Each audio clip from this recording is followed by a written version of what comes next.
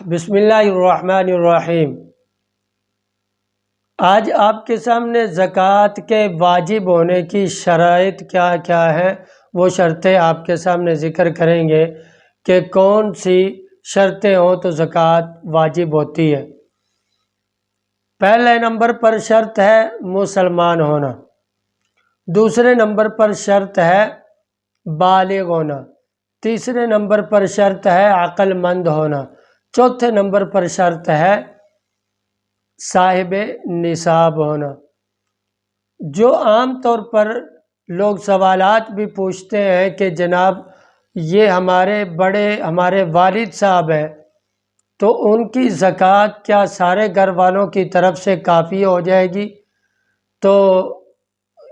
یہ بہت عام یہ سوال چل رہا ہے، تو یاد رکھیے گا کہ سارے گھر والوں کی طرف سے صرف والد صاحب کی زکوٰۃ تب معتبر ہوگی جب ساری ملکیت، سونا چاندی، نقدی، مال تجارت،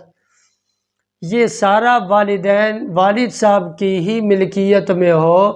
تب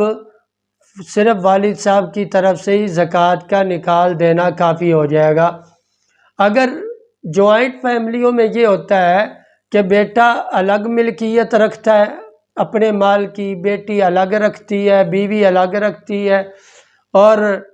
شوہر الگ رکھتا ہے، گھر کا سربراہ وہ الگ رکھتا ہے، تو سربراہ تو ایک ہوتا ہے گھر میں، لیکن اپنا کمانا، کھانا اور یہ سب کچھ علیحدہ ہوتا ہے، آمدنی علیحدہ علیحدہ ہوتی ہے، تو اپنی آمدنی علیحدہ ہونے کی وجہ سے، مال کی ملکیت علیحدہ ہونے کی وجہ سے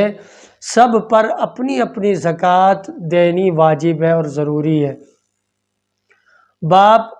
اپنی ملکیت میں سے بیٹی کی زکوٰۃ دے سکتا ہے لیکن بیٹی کو بتا کر،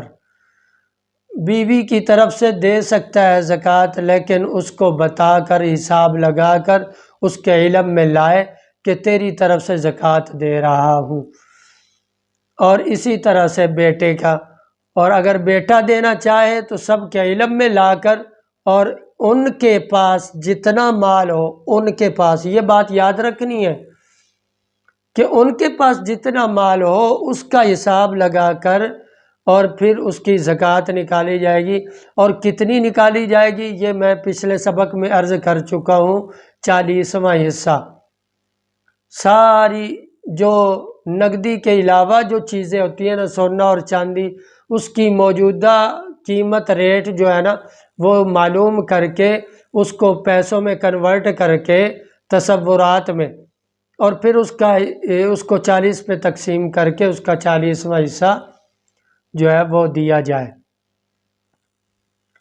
تو یہ زکوٰۃ ہے، ہر کسی پر اپنی اپنی الگ زکوٰۃ ہے۔ اس کے ساتھ ساتھ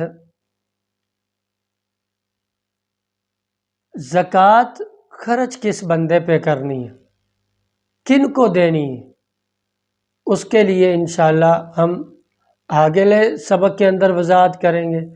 اتنی بات یاد رکھیں کہ بڑی اہم بات ہے، آگے امت مسلمہ کے لوگوں تک پہنچائیں تاکہ